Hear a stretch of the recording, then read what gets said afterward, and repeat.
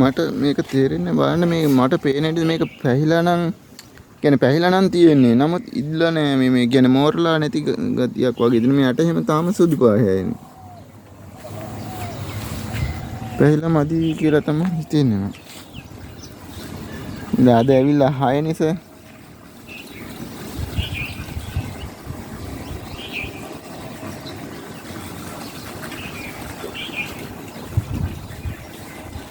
මම මේ කපලා බැලුවේ ගෙඩිය. මම වීඩියෝ එක දාන්නම් සර් බලන්න විදිහට.